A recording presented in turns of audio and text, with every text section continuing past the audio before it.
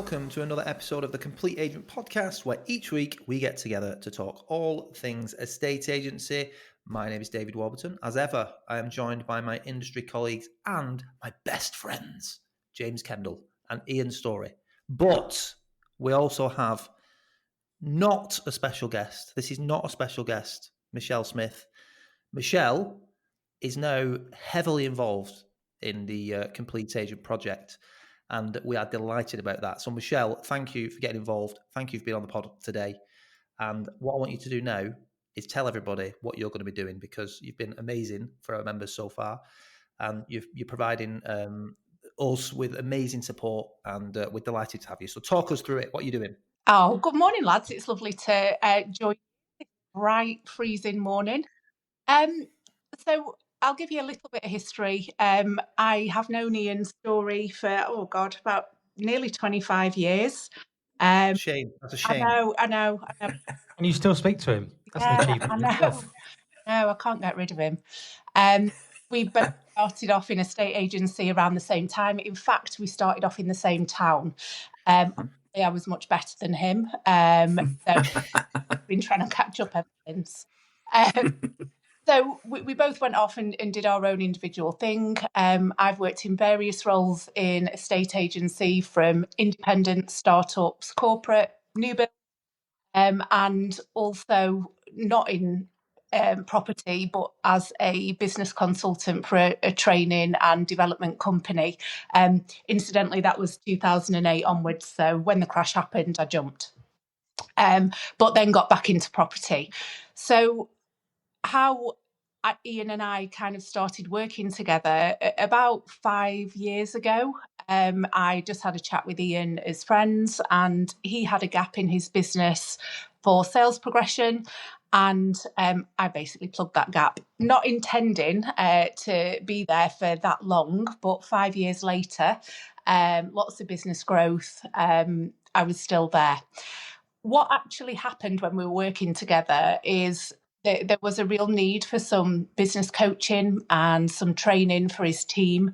So really, for the last 2 years of me working solely with stories, that's what I did as well. So did lots of strategy, did lots of coaching, individual training, and really got the team on track to achieve what they needed to achieve.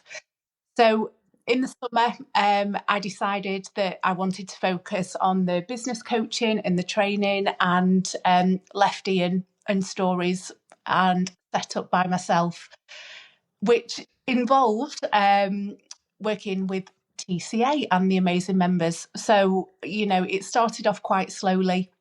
I've been to your masterminds, which have been incredible, done training around mindset, all different aspects of it, and really understanding what the members need.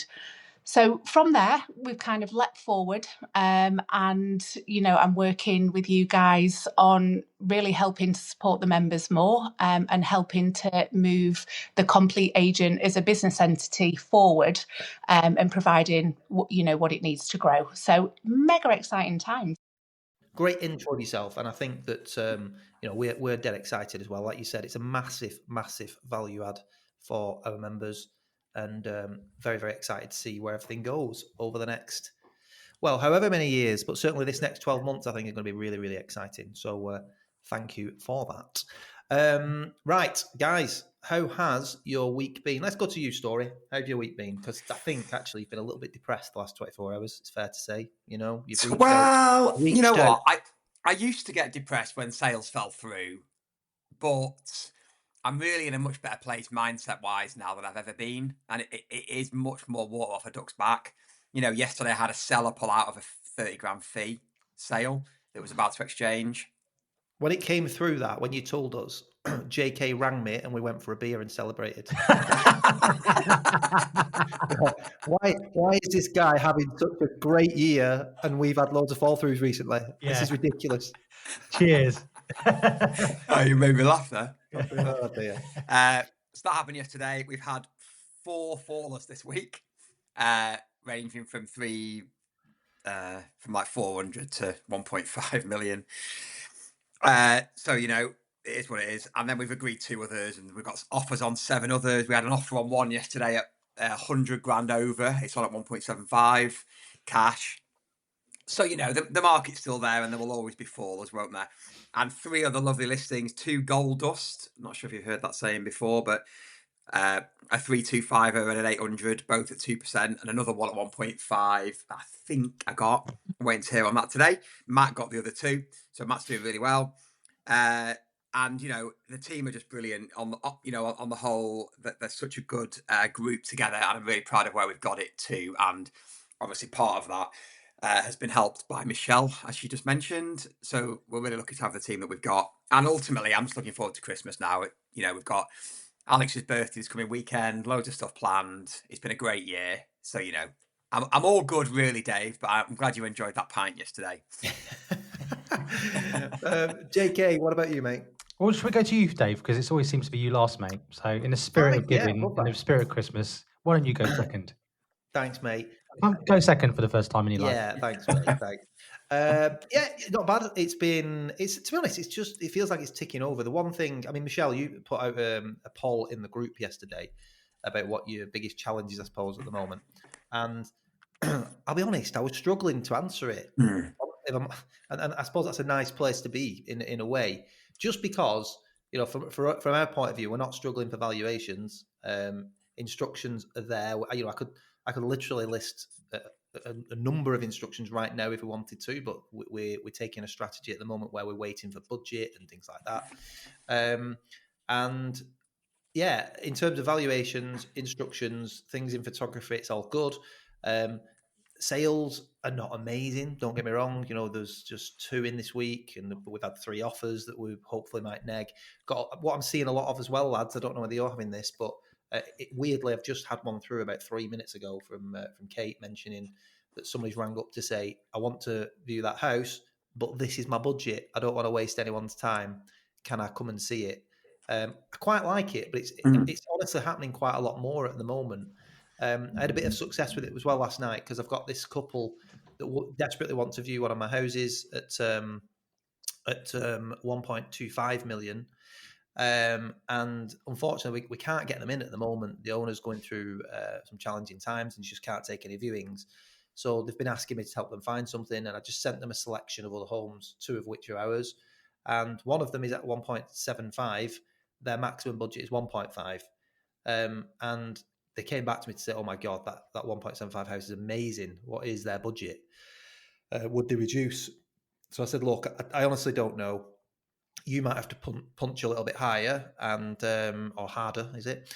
And the harder, higher, both, probably both. Depends how tall the boxer is, I guess. So let's maybe punch a bit higher, and they maybe have to be a little bit flexible. And I know the circumstances of the owners, so I rang both owners last night, and they have both said, "Yeah, let's take the viewing." So you know, I think there's deals to be had out there at the moment. Definitely, you know, I think we all agree now. We've moved firmly into a bit of a buyer's market, and sellers have either got to be really competitive from day one to attract interest. And again, go back to your point, JK, of many weeks ago now, trying to get them on the lower price band, or you've got to start seriously thinking about what your number is. And I think a lot of homeowners just need to get real and realign their plans. You know, if they I mean, I've got another client who thinks she needs to achieve a certain amount to retire, but we are literally talking about 2% of what she's on at. I'm thinking, you know, come on. If you want to sell in this market, you're going to have to be flexible. We don't know when it's going to come back. We don't know when house prices are going to be where you want or perceive that they need to be. So it's more about hustle, deals, working with buyers, being creative, thinking about, you know, their onward purchase. Can you help them there? All sorts of stuff. So that's what I'm feeling at the moment. But we also sale agreed our biggest ever property this week, which I'm really pleased about. That was on the market at 2.5 million. So that was a really nice one for the team as well. So really pleased. So overall, it's been a decent week. Slower, but lots of irons in the fire. All the letters are out. We're getting plenty of leads in. And like you, Ian, to be quite honest with you, I want to finish the year strong, but I am looking forward to sort of in a Christmas break and then going at it again in 2026. What about you then, JK? Yeah, all good. I mean, we've only done, I think, the one sale this week, and that is so again, talking about the price bandings. It was on at 1.5 with another agent, and we got it on at offers over 1.25. And we've sold it. You know, again, I'm looking at our sales for the month. I think we're on what 6 now altogether. And just looking at the first one, the 1.25 is the classic, get the band below. The next one is again a band below. The other one, the one in the middle, the 725, the 2% are there. That's not on a band, which kind of goes against everything. But it's just one of those ones where it actually has gone for above asking, but it was quite a tricky one to value because the data said one thing, but it didn't. You know how sometimes the data can say to you that a house is 850 when really it's more 750, and it's just having the nous to be able to articulate that to the client, and because there are certain sort of compromises and challenges that it has, but it's still a great house. Obviously got that done. Another thing we've got a sale agreed is one that we didn't have an awful lot of interest in, but we did have a dependent person interested in it. So what we've done is we've put the deal together, and it's going to be off the market for at least 7 weeks. Now, it's a strategy that I know I've employed for you guys, and I know something that you, as a thought leader in the industry, it's something that. Can we just touch on that there quickly? Because to me, it's an absolute no-brainer. It is, and the thing is, there was some debate, wasn't there, on the post that you put on the group the other day, that whether that is the right thing to do for the client or not. But it is absolutely the right thing to do for the client because it's been on the market for the best part of 4.5, 5 months now. Viewings have slowed down. There isn't really any major interest in it apart from this one person. We've got the budget. We've got Christmas coming up. So, why not give it a rest for 7 weeks? Give them a chance, and if they can sell within 7 weeks, I mean, they are out of area, which is a little bit of it did make me think, should we be doing this? But however, nobody else currently wants to buy it. And what better opportunity to, give it a rest and relaunch it in the new year as a new home? Do you know what, JK? I think what you're saying there is spot on. And for me, it's win-win for the vendor because under normal circumstances, they're obviously really happy with you as an agent. So to make that listing new, they'd have to go to another agent, which they don't want to do. You're servicing them really well. So for it to become new with you, they'd have to take a 14-week break, which might be a bit too long because you missed the January rush. But if they sell this other party and it goes through, fantastic, they've got a sale. If it doesn't, in 7 weeks, they're going to be going live again as a brand new listing, probably at one of the best times of year. Yeah. Second, all the email alerts, everything. It just gives you a chance, rather than it sitting there going stale over the next 6-7 weeks over Christmas. Like, why not? Again, take the opportunity to, they've decorated a couple of rooms as well. So we're going to send a photographer out there, get the new photos done anyway, get them there ready to go. And then if we do have to relaunch, if these people don't sell in the next 7 weeks, it gives us a chance to go out in the Rightmove email alerts, appear as a fresh listing. And I had this conversation actually with a client the other day. I was actually explaining this to this client actually. And they said, how does it all work? And I said, well, look, you've got to look at it. Look at the data on the time for places to sell across the country. The average data at the moment is about 67 days to find a buyer, according to the latest Rightmove HPI. And if you think about that, then property sales and buyers tend to come in waves because the buyers that were around viewing your house 2-3 months ago are likely to have bought somewhere else, so they're gone. But each time there are new people entering the market, which is why this 7-week rest is so powerful, because when it then launches in 7 weeks' time, there's a new wave of 67-day people that are looking to move. And a light bulb kind of clicked with the client, and they were like, yeah, actually, that makes a lot of sense, because people have different times and different reasons to move at all different times of year. Sorry, David, going to say something? The other thing as well, right? So the reason for the 7-week break, purely and simply, really, let's be honest, is because the biggest portal in the country where 80%, 90% of people are starting their search for a house dictates that to us. That it has to be off the market for 49 days for it to appear as a new listing if it's been sale agreed. So if that wasn't there, the advice might be different. Yeah. The advice might be completely different. So what we're doing here by doing that is making your property be more visible on the biggest portal in the country. Yeah. So it's absolutely brilliant advice. Now, if you think the other way, that taking it off the market is a bad idea, my challenge would be, what are you doing then to help that client sell? Because you can, off-market activity, whether it's on Rightmove or not, can still happen.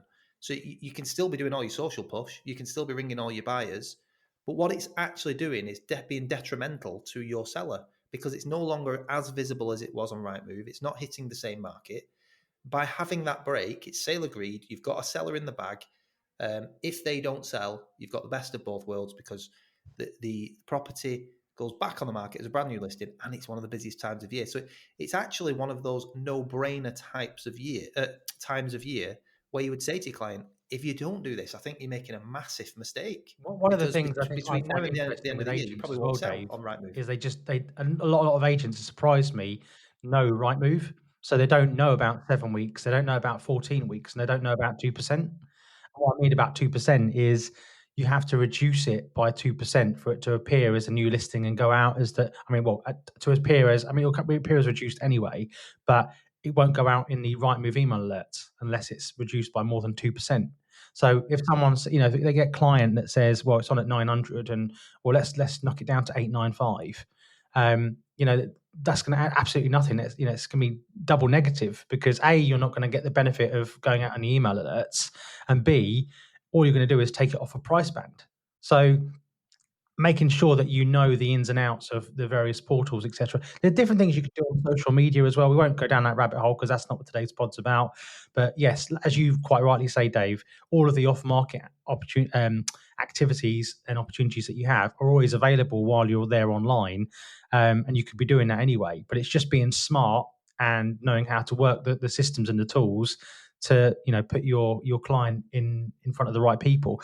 Just to cap off week in terms of instructions, so we've got a really nice grade. We seem to be getting a lot of grade 2 at the moment. We've got a really nice river frontage one, Rich is putting on Friday.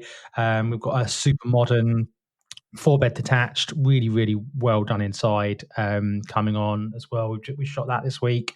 We're holding on to Boxing Day. Another grade 2 listed on Acre, but we're waiting till after the budget before we go live on that one. That's probably going to be an after Christmas launch there as well. So we've got a few bits and pieces, but we've got to get another 3-bed detached. But yeah, just interesting thinking about the last probably 8 weeks worth of sales and doing the whole, what is it worth, get it on the band below. That's probably culminated in the best part of 80 grand's worth of business for us and actually getting deals done. Because yes, there are a lot of people sitting on their hand, and I've got, again, one more sale that hopefully is going to happen next week, where I did a second viewing last week and they said, look, we love it. We would like to make an offer on it, but before we do so, we want to see what comes out of the budget, because that might dictate what we offer on the house.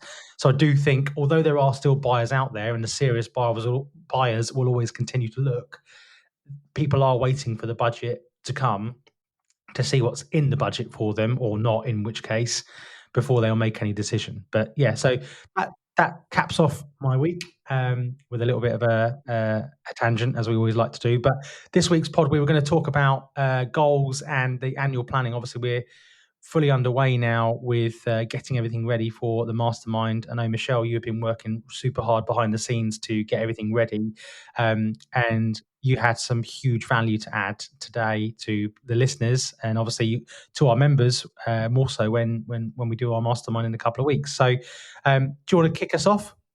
Yeah, definitely. I had a really good chat with one of our members earlier this week, and we were just talking about what's coming up at the mastermind with the planning and getting them really to think strategically about where they're going to make changes and, implement growth. So one of his first questions was, what shall I bring in terms of figures? What are the key measurements that I need to be taking? And I always find that a really, really interesting question. And it also gives me PTSD because I've come from a corporate background. So, God, I remember spreadsheet days of inputting absolutely everything for an absolute nightmare. And my answer really to him was, what's useful? What is it that you're going to measure that's meaningful to you, that will highlight where you need to grow? And everybody's will be different, but everybody will have that one thing or that two thing. I always say the less is more, because you need to be able to use these measurements and these figures in a practical, tangible way to give you a result. Otherwise, what's the point? It's just a paper exercise, isn't it? So I know what Ian measures because I do them with him. But I'm dead interesting, guys. What do you measure? Well, do you know what? As well, last year, Michelle, when we did the planning day, it was interesting to see what people did and didn't do. To be honest, and I'm I don't mind saying that, because I think it was quite a bit of an educational process for everybody in the room. Because I think you're quite right. If you're not measuring stuff, then you're probably not progressing, and you're not going to progress. And it's interesting to see what people were and were not measuring, and also, putting it bluntly, those weren't measuring anything at all and understanding what they needed to do. But unless you do know and you have a plan, then you're not. It's really unlikely that you're going to grow. It's as simple as that. Well, I mean, sorry, Dave, I kind of disagree. I think you can, but it's messy and it's chaotic. And what you want to do at this time of the year, you want to be in the position knowing, like, what levers have you pressed this year to give you these results. So if you know something is working really well for you, then you do more of that. If you've put a lot of energy and focus into something and it's not giving you the results that you want, then either that needs tweaking or it needs spinning. If you look at kind of startups, not just in property, often they have explosive growth, and that isn't always strategic. They kind of get to the end of it and they think, friggin' hell, how the hell did we get here?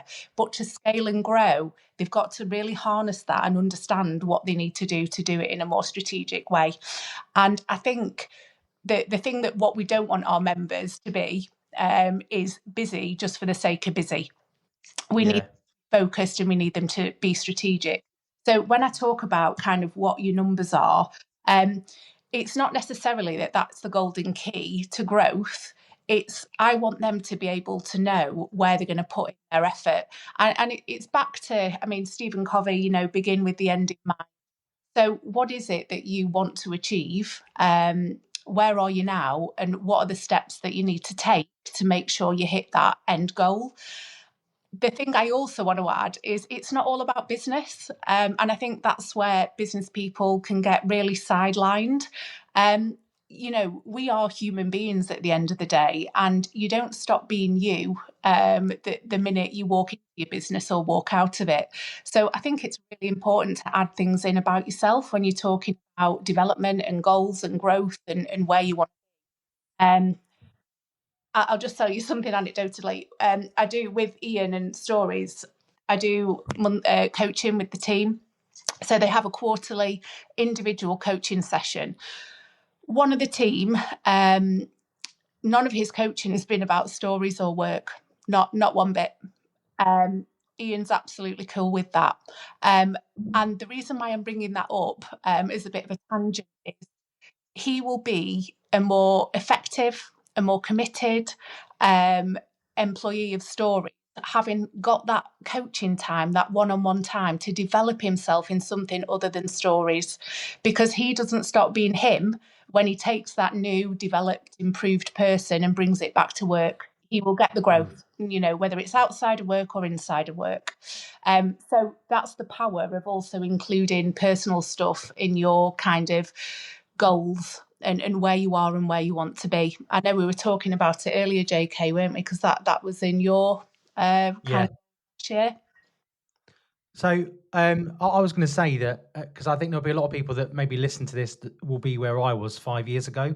I was quite a good estate agent. I was on a half decent trajectory, and the where I was at was I didn't really know what, because people, I'd sit in these sort of meetings, 5, maybe 6 years ago, maybe a bit longer than that, and people would say, what are your goals? What are you doing? What are you, and I didn't have a clue, to be honest. I didn't really know what a goal should be. What does that look like? Is it financial? Is it monetary? And you said something there that, really resonates with me, is that the goal doesn't have to be £1 million on the board. The goal, it has to be important to you.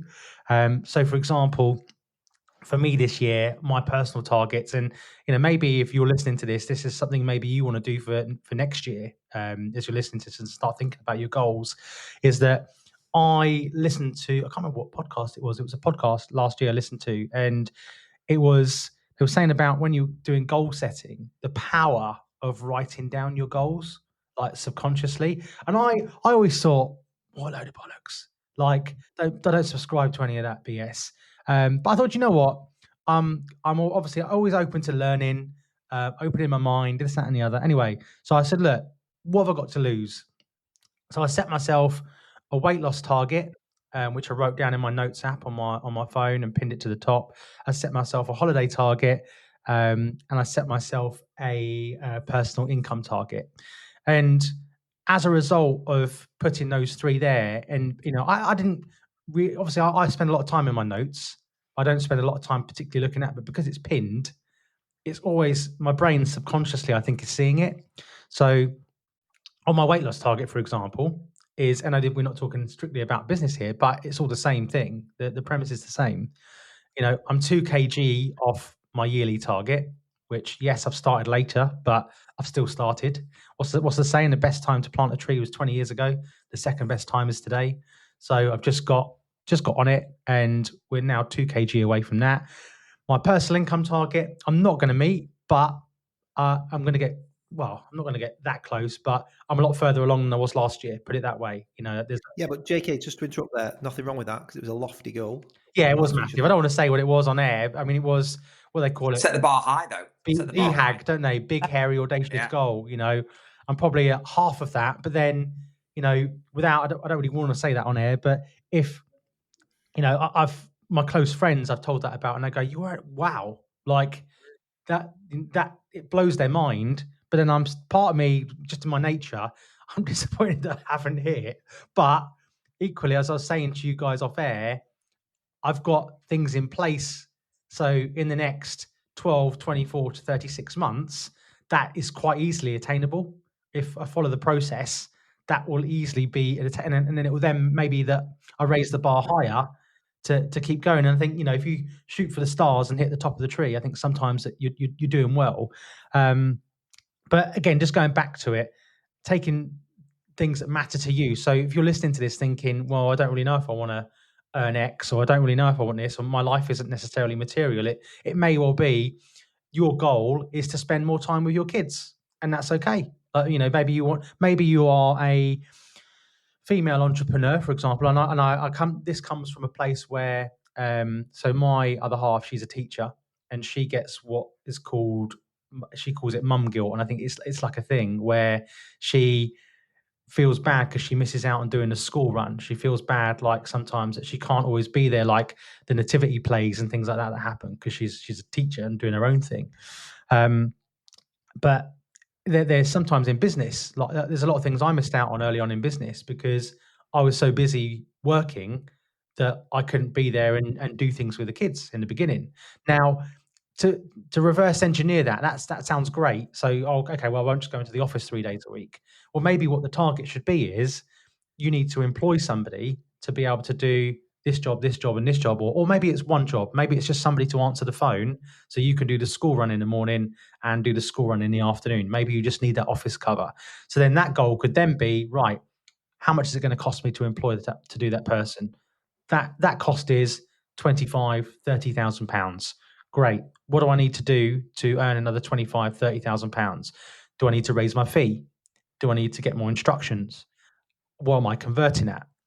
And once you've got that and you've got those numbers, that's when it all starts to, and this is how it made sense to me. for me to do what I needed to do. So for example, in the last 12 months, I wanted to employ at least 2 people. I wanted to employ a social media person to do all my social, creative, brochures, etc. My own Holly, like Ian's got at his place. I did that, and I wanted to employ my own photographer, videographer, which I did as well. So I've come from a place where 7 or 8 years ago, I was doing the photos, I was doing the floor plan, I was doing the social media. I was also able to, I employed 3 people actually in the last 12 months. I employed a sales progressor so I could move one of my other team members over to be a home stylist, because I wanted a home stylist and sort of chief happiness officer. Like, I looked at what Ian had done really well in his business, as we all do with working so closely together. And I thought, that could be a really great value add for our clients and where we want to take the business. So then you look at, what are we earning? What are we converting at? Where are our fees at? What do we need to do that? And, you look at, I think if you're converting at anything over than, in my opinion, 50 or 60% of your gross valuations, you're underpriced. I think, if your fees are right, you'll probably convert. And I'm talking gross here, because I used to do my numbers on, net didn't come to market, so it doesn't matter if that one doesn't count because it's not come to market. Well, I've got news for you: it does count, because you can't do your figures on what is net. You've got to do your figures on what's gross. So if for example, going back to basics and going really right back to the start, we send a lot of market updates out. We know if we send out 10,000 market updates, on average, we're going to get at least 15 valuations or 20 valuations in some cases, or sometimes even up to 50. Let's just say on average 35 valuations are going to be booked, and we're going to convert at 28% of those gross valuations. That then allows us to know that we're going to get £180,000 worth of listed fees as a minimum, and obviously everything else that then off the back spins off the back of that. So a house that you might get at 1.2 has a house to sell, wants to buy it at 600, you get that, but you can't factor that in because you're only looking at what's in front of you and what's gross. So from your lead generation strategy, which your main lead generation strategy, this goes out, that's what it's going to net you, and then you can then start to do some figures. So because if your lead generation strategy is, and I used to wear, I think I've said this on the pod a couple of times before, I used to wear it like a badge of honor. My lead generation strategy 10 years ago was referral and recommendation. 90% of our leads are referral and recommendation. And we never used to ask for recommendations, and we never used to ask for referrals. We just used to, can we ask why you called us today? Oh yeah, we're recommended by so-and-so. And that's dangerous, because if you're not asking for referral and recommendations, people aren't going to recommend you. But equally, you can't just sit there in the office, sat on your hands, waiting for someone, Joe Bloggs to go, oh, well, James Kendall was a great bloke, sell your house with him. You've got to go and get it. You've got to go and put it out there and have a lead generation strategy. So to answer your question, Michelle, going back right to the start, obviously we look at what our average fee is. We're looking at how many sales. We're looking at how many of the gross valuations that we're converting. We're looking at total fees year on year in terms of revenue, and obviously how many convert from the mail outs that we send out as well. They're kind of, I think, the real basic metrics that you need as any business owner to get a grip on and look at what you're bringing in and what's going to come in and where you're performing, where you were last year, where you are the next year. And if you send 10,000 out and you're getting X amount and it's that amount of money, then if you're only sending 1,000 out and getting a result of X, we need to scale 5X, because that's what you're going to get. But if you don't measure that, you're not going to know what response you're going to get. So you've got to be, what's the phrase, deliberate and intentional about what you're doing in order to make sure you get a result. Yeah, absolutely. Yeah. Sorry, go on, Dave. I was just agreeing. But I was going to say, I think obviously the point I was trying to make before as well, Michelle, because I agree with everything you said. You definitely can grow by just being a hustler and getting out there and doing things every day. But if you're not measuring it, your growth and your scale is likely to be a lot slower. And JK just touched on weight loss before. I mean, that is a great example, isn't it? So, I went on a bit of a transformation journey with my weight. Mr. Six Pack. By the way, just so everyone knows, Dave's got a 6-pack. Listen, I'm not saying that. You've counted them. Show me the picture on your phone. But I want to show you this house. Who's six-pack that takes? Oh, that's mine. I didn't want to say anything, but... So, but the point is, I went on that journey. I've always ran, and I've always been to the gym and things like that. And you can always keep yourself at a certain point by doing that. But the real changes came when I started measuring. So you might be measuring the calorie intake because you need to be in a deficit, or if you want to put weight on, you need to be a certain bit over. You need to be having certain macronutrients. Your protein needs to be different. You need to be doing so many steps and things like that. And if you're not measuring it and doing it in a certain strategic way, you're less likely to hit your goal, certainly in a certain point of time. So, yeah, I feel like you have to get into the mindset of measuring your numbers, knowing your numbers, and understand as well where the holes might be in your business, because it might be that if you're not measuring this stuff, and as JK just said, then you might think you're brilliant at converting, but your average fee is $1.5 grand. You've got a conversion rate of 65-70%. Could you half that conversion rate and double your fee? You might have a sales progression problem where you've got a massive high fall through rate. Do you know that? You might have a withdrawal rate that's quite high, so it means that your seller contact needs to improve. Loads of different stuff. And you mentioned something as well, Michelle, right at the start about, I think about spreadsheets and stuff like that. That's the background I came from when I was in corporate estate agency. My managing director at the time, he was absolutely obsessed with spreadsheets, but I absolutely loved it. He'd sit down and he'd tell me where the holes were in my business just by showing me numbers, and I got it and then applied it to my branch. And quite enjoyed that. And then eventually when I came here and did what I did here, it's something that I've adopted and always kept with me. And I think it's really important that people, you don't have to be really analytical and number driven. You just need to at least know the basics. What is your conversion rate? What is your fall through rate? What is your withdrawal rate? All these sorts of things. There's quite a few different metrics that I think you should be reviewing. And then, my spreadsheet goes on and on and on and on and on. It's how far do you actually go? You can. I think I was going to say on that, Dave. And you need to know your KPIs as well, like JK said. What is your lead gen strategy? How many letters does it take to generate a valuation? What is the cost per letter? All that sort of stuff. So I think there's loads of stuff that you can measure. I just thought of something else, Dave. No, there was two things actually. The first thing was, if you want to cheat, you could always speak to someone like Gatesy, and he'll give you the 20 EA data in terms of where you're at in your business. So where your exchanges lie, what your SSTC conversion is. That will give you a good measure. I mean, there's no cheating around it. You need to know what's actually in your business, because there'll be things that are on and off market. But you've got to start somewhere, right? Baby steps. So if the thought of getting super analytical scares the crap out of you, like it did for me, like 5-6 years ago. Like, I am very much data driven now because I understand it, because I didn't really get it before. It sounds a bit of a strange thing to say, but I do understand how the data is just so important across all parts of the business, whether it's valuation, whether it's your business mind, whatever it is, it's super important.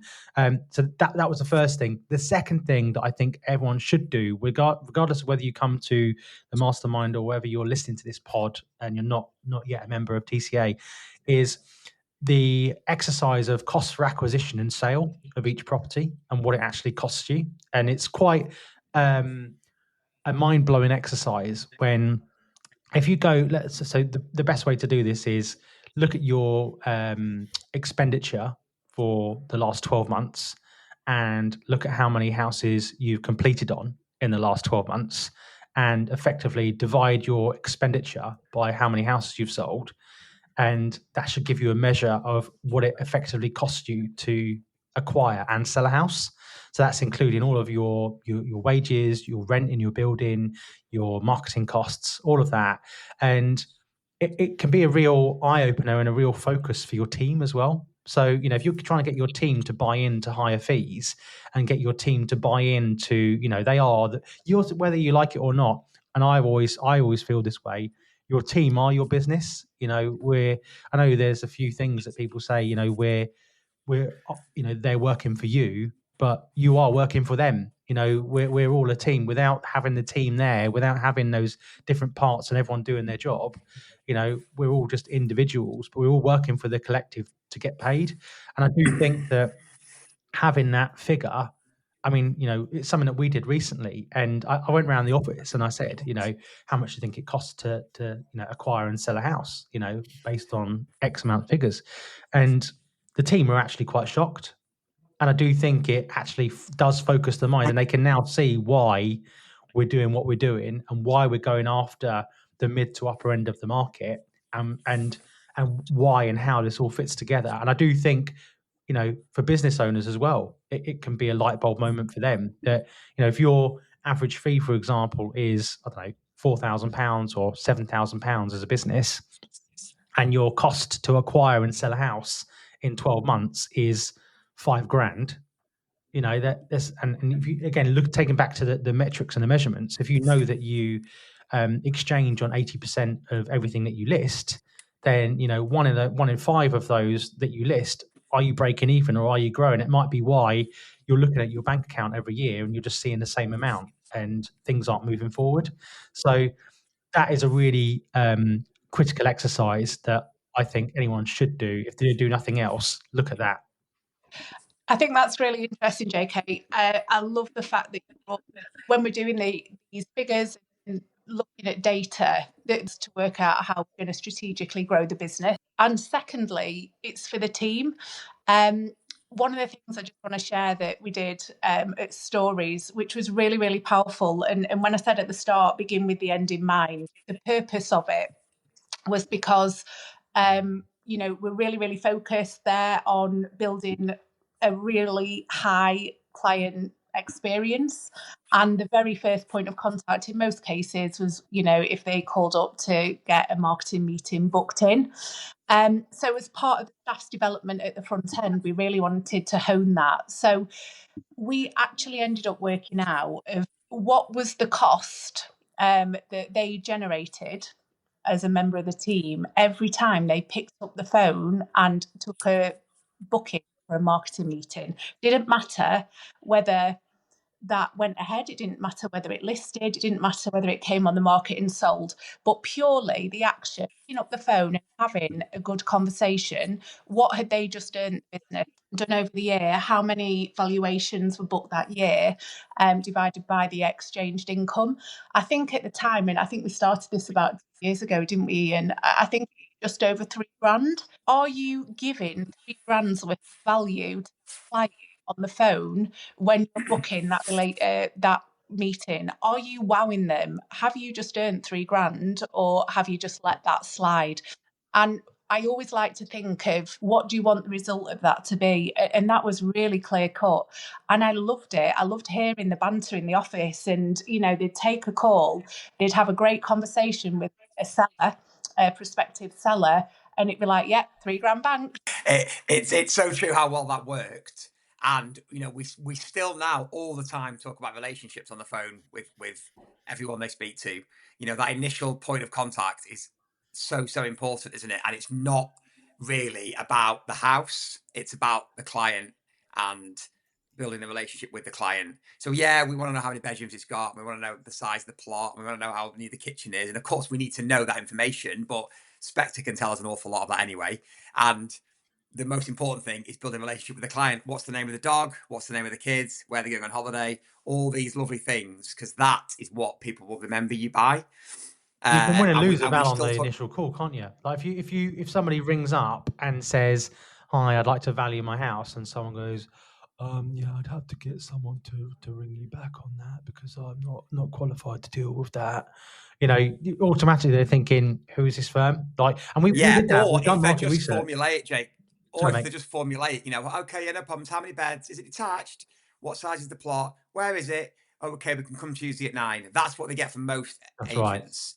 Right. Whereas if you can talk about why they liked it, why they wanted to buy it in the first place, what they love about it, how long they've been there. Your kids and the kids still living at home. They've gone to university. Oh, where are the university? Oh, brilliant. Oh, yeah, I've been there on holiday. We all know how to do it off the top of our heads, don't we? But you need to make sure that your team and Michelle has really transformed us with that side of things, and getting it into the team is just so important. And it's not just the people on the phone; it's Holly when she's doing social posts. So if someone's commented on one of our social posts, Holly will reply to them. It's Aidan when he's doing something operationally to do with booking in photos and videos. It's every single element of the team. Yeah. So I think kind of rounding back to where we started. Now, the great thing for the members, and it's been an absolute pleasure kind of working on this for the past few weeks, is we've got a template. So there's going to be a really clear protocol that they can measure and benchmark their business against and see where the big gaps are. Now, as with anything, I'm sure there's always areas where you think, yeah, I could do more on that, or I really need to push forward with that, or I'm doing okay with that. And, by having that level of clarity and reflection, they're going to be able to choose, a handful, and I do suggest a small amount of what they're really going to focus on and commit, take a big leap forward with. So it's mega exciting for the members. Can't wait for the next mastermind. Yeah, I agree. To be honest, Michelle, it's my favourite one. I love the masterminds anyway, but we did it, last year, and I think that it's nice to see the reaction you get from members, and we've seen it in the group this last few weeks, haven't we? Where people are sort of telling us success stories and things like that, and that all really stemmed from and started from last year when people started to implement a lot of what we've talked about. But it starts with forward planning. And I think it's going to be a really exciting day for everybody to, understand, like you've said, the weaknesses, understand what they are and the challenges are, and how they can really understand the numbers and move forward, basically. Don't be scared of the numbers either. No. And start off small. You don't have spreadsheet level. I mean, if that is your thing, go for it. But if that isn't your thing, just choose the key measurables that are going to be meaningful to you. You can always add on, but you just need to start. Yeah. Sorry, Michelle, it's breaking up a little bit on my side. But yeah, you're absolutely right. I think, like when I showed, I've got a spreadsheet that I use, but mine, as I say, I've come from that corporate background, and it's stuff that I find really interesting. For a lot of people, it's overwhelming. I get that. And I think you're right as well. If you focus on too many things, then nothing will really get done with any real quality. But if you understand where your biggest weakness might be, or biggest challenge might be, I think you can go all in on that as well and really transform parts of your business, can't you? So if you have got a conversion issue, or you have got a fall through issue, or you have got properties withdrawing, you can really understand and work back then. Why is that happening? What is the problem? And how do I really change my fortunes next year? Or if you're really good in an area and it's really working well, how do you double down on that and improve again moving forward? Definitely. I think just to kind of hammer that home from the September mastermind, I know a few sessions, and we'd ask the members to pick one thing to focus on and to make the changes, because I think in this industry, and especially in the online space, you get completely overwhelmed and bombarded with good advice, great advice, and what you should be doing, what you're not doing. It's all great, but it's noise. Unless you're going to actually implement something, none of it means anything. So, from the last mastermind, we were really, really kind of directive and asked them to pick one thing. And, I've caught up with a couple of members since on a coaching call. And guess what? They've implemented, taken one thing that's had a positive impact on the business that we've given them, and they've implemented. So that's what we want. We want action, we want results, we want implementation. Just start with the basics. What you're selling, what you're converting at, and your CRM will have a lot of this. A street is great, so you'll be able to look at withdrawals for the last 12 months. You'll be able to look at completions for the last 12 months. And it'll give you a full picture of what you've listed, and you can work all this out really easily with something like CRM, like Street. Your CRM will have all of the data that you need. and you can get a basic picture, and then speak to someone like Gatesy to get a picture of what the external data sources are saying to give you a leg up. So what's your withdrawal rate? What is your withdrawal rate? Because that will be accurate, because there's not very many that we have off market that withdraw, and you probably wouldn't count them too much anyway. But actual physical going to market, that withdrawal rate will be on there, so you'll be able to see what you list and goes online actually exchanges, what goes SSTC, what gets withdrawn, what your days on market is. Those sorts of things from external data sources can get you going and get you accountable immediately. And then as you start to actually really buy into it, then you can go a layer deeper and start diving into the data and go, right, well, we've been out to 180 or 200 valuations this year. We've listed 60, so our conversion rate's 30%. That's quick maths. But then you'll know that your fee's probably about right, and maybe, or if your fee's not right and you're only converting at 30%, maybe you've got a conversion problem. It's looking at, if you're charging 2% and your conversion rate's 30%, it's probably about right. If you're converting at 60-70%, then your fee is probably too low. But if you are converting at 60-70% at 2%, then hats off to you, because I don't know very many that are. I think just looking at the wider picture as well, just on what you've said there, some of the stuff you've said that I picked up on. I think if you are doing this and you're doing it well, you're probably in the minority. And what we find with we always talk about the mini-series that we did, how do you look, what's your lead gen strategy, how you convert in valuation, handling, sales progression, all that sort of stuff. And we always talk about being consistent with everything that you do and making sure that you don't drop a ball in that respect, because we were talking off air ages ago, earlier this morning, about USPs and stuff like that. And obviously photography is getting better now, AI is getting better now. What will generally be your USPs? And one of the weird USPs is that people just aren't consistent. People will not do the same thing every time. And I think if you can master these things internally, I think externally it'll feed out and people will see it. Mm-hmm. People will see it, and you can adopt the mindset and get the mindset from you and your team. It will stand out an absolute mile, I think, when you are going out to win valuations and stuff like that. So for me, a lot of it is a mindset issue as well. People switch off to numbers and things like that. But as you've quite rightly said, Michelle, you don't have to be really analytical or anything like that. You can just focus on the really small stuff first and make big changes and get big wins. Just before we go, if anyone's got a burning desire to be a part of this on an area exclusive basis, we do have 2 places left at the mastermind, just in case. So if anyone does want to come along and it sounds like this might be something you could be interested in, reach out to any one of us, and we'd be delighted to have you along. But it seems like a good place to call it, everyone, unless anyone's got anything else to add. But I think this is probably going to be one of the most impactful pods that someone's listened to this year, certainly that we've put out in terms of actual business, working on your business and your numbers. But yeah, sorry, Michelle. One final thing, if you're not already in the Facebook group, please ask to join. You would be really, really welcome in there. And there's going to be some different kind of workshops and great things happening in there in 2026. So come and join us in there too. Yeah, perfect. I'll put the link in the show notes as well. But as always, thank you everyone for listening. Thanks everyone for the great conversation today. And we will see you all next week. Thanks for listening.